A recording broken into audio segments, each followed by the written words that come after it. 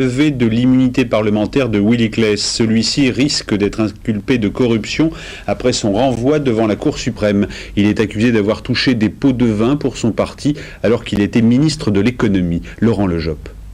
La Chambre adopte par 97 voix contre 52 et un bulletin blanc les recommandations de la commission spéciale se rapportant à M. Claes et décide qu'il existe suffisamment d'indices pour ordonner le renvoi de M. Claes devant la Cour de cassation. Pendant des heures, Willy Claes a eu beau clamer et réclamer son innocence devant le Parlement belge, les députés ne l'ont pas suivi. Le tout-puissant secrétaire général de l'OTAN est mis en accusation dans une sombre affaire de corruption.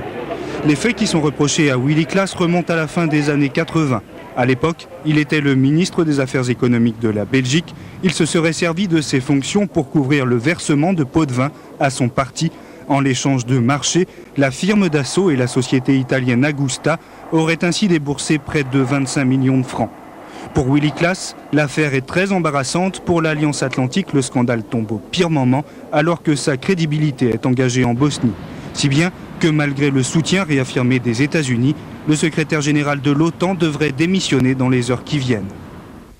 C'est effectivement dans la matinée de vendredi que Willy Claes devrait officiellement annoncer sa démission au siège de l'OTAN à Bruxelles. Des tractations de coulisses ont, semble-t-il, déjà commencé. En bref, encore à l'étranger, à la veille de son arrivée à Paris, le président Boris Yeltsin se sépare de son ministre des Affaires étrangères, Andreï Kozyrev. Le mois dernier, le Parlement russe avait demandé son départ en invoquant le recul de la diplomatie russe dans les Balkans. Algérie, 24 islamistes armés ont été tués par les forces de sécurité en 4 jours dans des ratissages à Alger. Bosnie, bosniaques et musulmans concluent un accord sur l'approvisionnement en eau de Sarajevo. En France, les pompiers ont fini tard dans la soirée par maîtriser l'incendie qui a ravagé la manufacture de tabac de Morlaix dans le Finistère. 2 pompiers ont été blessés, les dégâts sont considérables. La CITA avait logé une fabrique de cigares dans un vaste ensemble historique du XVIIIe siècle. Jérôme Laurent. Pour des raisons encore inconnues, c'est vers 18h15 hier soir que l'incendie s'est déclaré dans un des ateliers de production de la manufacture des tabacs de la CITA à Morlaix. Le feu s'est immédiatement propagé sur plus de 5000 m². 2 des bâtiments de l'usine, spécialisés dans la fabrication des cigares, ont été en apparence très sérieusement endommagés. L'immeuble est d'ailleurs classé par les monuments historiques. Une douzaine d'unités de pompiers de l'ensemble du Finistère ont été mobilisées pour combattre le sinistre. On a craint, dans un premier temps, la manufacture étant située en plein centre-ville de Morlaix, que les flammes ne se propagent vers des habitations, mais l'incendie a été rapidement maîtrisé. Il aura fallu 4 heures aux pompiers pour éteindre le brasier. 2 d'entre eux ont été légèrement blessés. Les 180 salariés de la Manu, comme ils l'appellent ici, s'inquiètent maintenant pour l'avenir de l'entreprise qui connaissait déjà des mesures de chômage partiel. Ironie du sort, il y a tout juste une semaine, salariés et pompiers de Morlaix avaient participé à un exercice d'évacuation en cas d'incendie. Ils ne pensaient pas que l'application pratique arriverait si vite. Fait divers également en Crète, 6 personnes, dont 4 touristes français, ont été tués dans une collision entre un car transportant des Français en vacances, des touristes français, et un poids lourd. Par ailleurs, 17 autres personnes ont été blessées, certaines grièvement. Le car rentrait d'une excursion. Le poids lourd aurait quitté sa voie de circulation pour une raison qui reste à l'heure qu'il est indéterminée. Les marins pêcheurs bretons et les habitants du Cotentin et des îles anglo-normandes s'insurgent après les révélations du journal Ouest France qui indique qu'entre 1950 et 1963, à 15 km seulement des côtes françaises, les Anglais se sont débarrassés de 17 000 tonnes de déchets faiblement radioactifs. Ils n'étaient d'ailleurs pas les seuls. À l'époque, la sensibilité écologique étant moins importante qu'aujourd'hui, le tout a pu se faire. Et ces 3 pays étaient d'accord pour que le Pacifique Sud devienne une zone dénucléarisée. Ceci après que la France aura terminé sa série d'essais nucléaires actuellement en cours dans le Pacifique. Le ministre de l'Intérieur, Jean-Louis Debré, a affirmé ce soir sur France 2 qu'il ne fallait jamais négocier avec les terroristes et que toutes les personnes impliquées dans les attentats appartiennent au milieu islamiste intégriste. Pour M. Debré, la France gagnera la guerre contre les terroristes. À ses côtés, le ministre des Affaires étrangères a réaffirmé que la France avait le devoir de poursuivre l'aide à l'Algérie qui est en fait une aide au peuple algérien.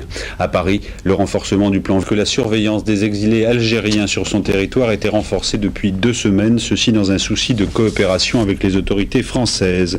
Les députés ont ajusté ce soir le barème de l'impôt de solidarité sur la fortune, le revalorisant du montant de l'inflation.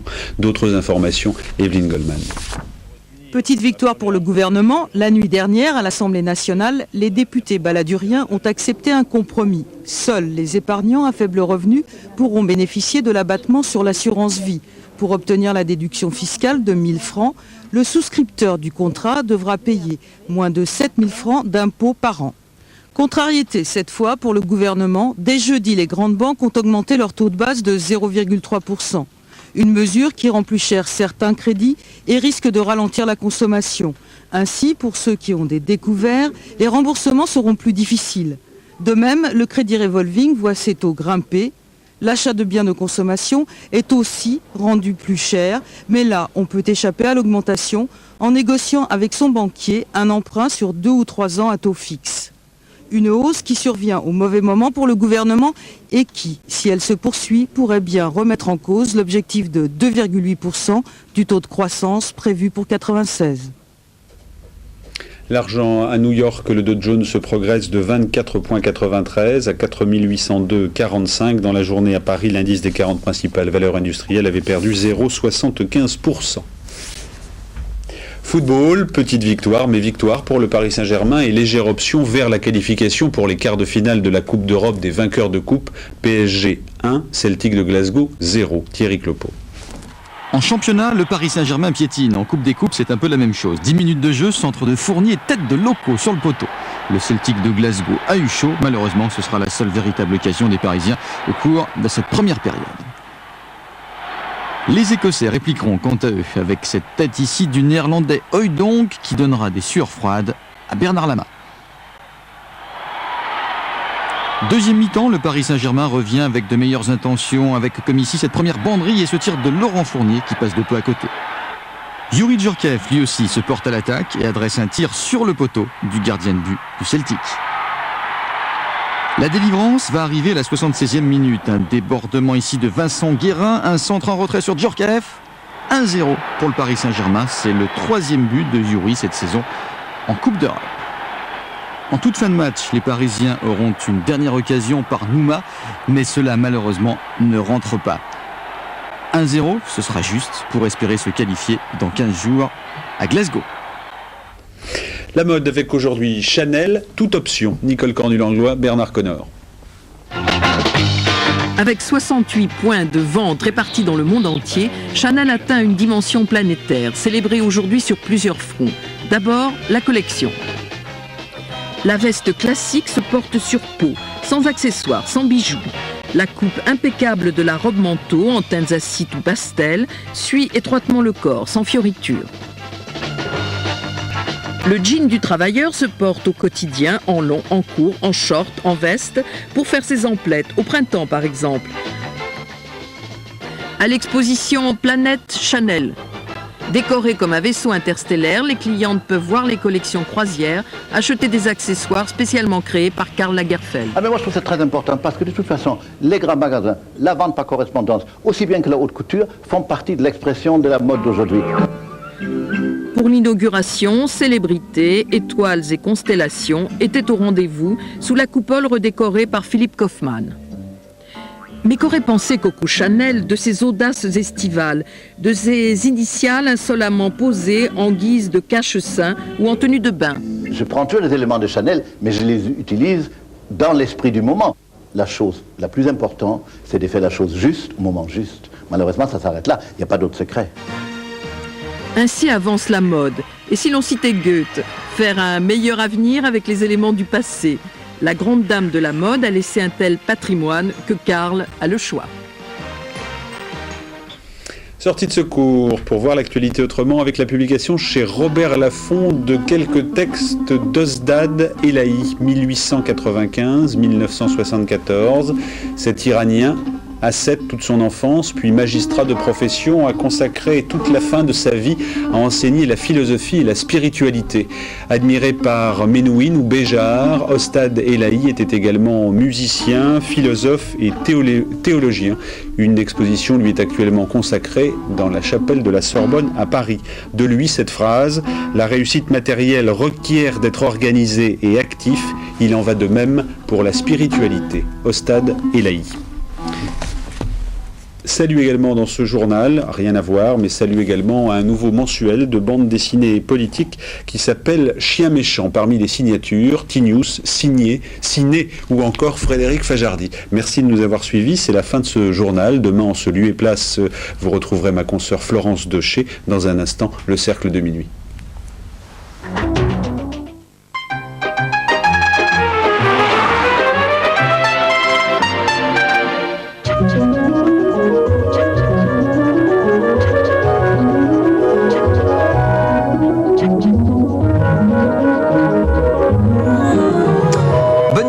Les nuages vont envahir l'extrême nord du pays durant cette journée de vendredi. Dès ce matin, nous retrouverons un ciel gris en allant de la presqu'île du Cotentin jusqu'aux Ardennes, avec localement quelques bruines, quelques pluies faibles. À l'avant, alternance de nuages et d'éclaircies, ça restera agréable, avec encore des brumes et des brouillards qui vont se développer sur la Lorraine, l'Alsace, mais aussi la vallée de la Saône. Ailleurs, ce sera déjà bien ensoleillé dès les premières heures de cette matinée. Attention aux brouillards qui vont se former également sur ces régions. Brouillards en perspective aussi dans la vallée de la Garonne et quelques nuages supplémentaires sur la barrière des Pyrénées. Dans le courant de l'après-midi, ça change peu. Les nuages vont descendre un petit peu plus vers le sud.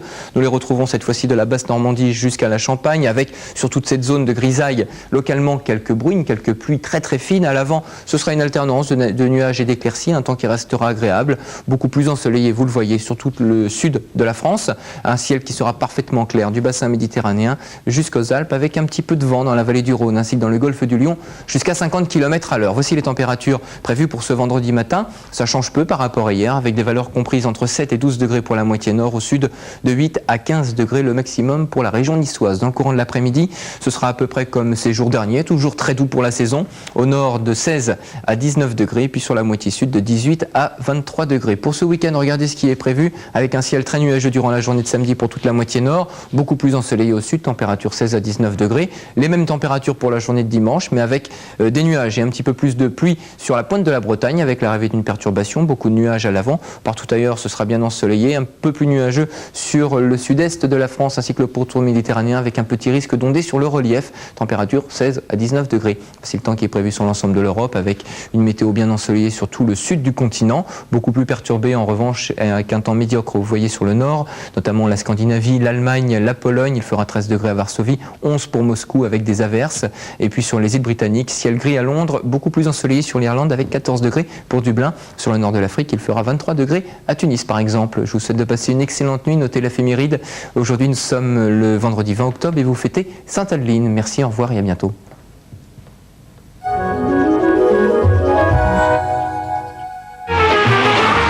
Darty, le contrat de confiance.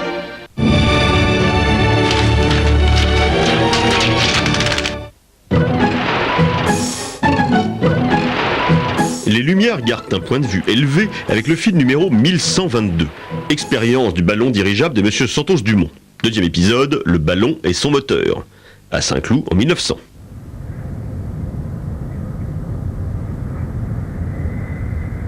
Catastrophe. Alors que Santos Dumont faisait chauffer le moteur, il a heurté un câble et brisé le gouvernail de son dirigeable, qui du coup ne l'est plus dirigeable. Notez que sur ce modèle, le numéro 4, il n'y a pas de nacelle et que le pilote n'est pas attaché, il est seulement assis sur une selle de vélo. En outre, le moteur est juste devant lui et il est constamment arrosé par des projections d'huile chaude. Le 19 octobre 1901, il y a 94 ans aujourd'hui, Santos Dumont réussira enfin à faire l'aller-retour de Saint-Cloud à la Tour Eiffel en une demi-heure, et grâce à son dirigeable numéro 6.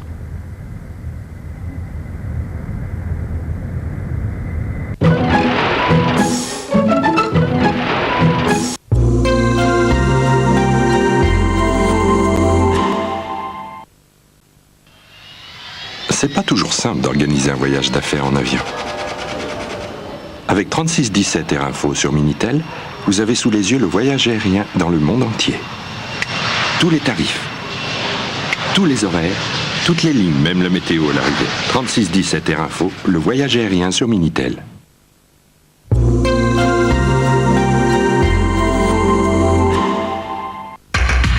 France 2, avec Philippe Spiel, vous fait partager son coup de cœur.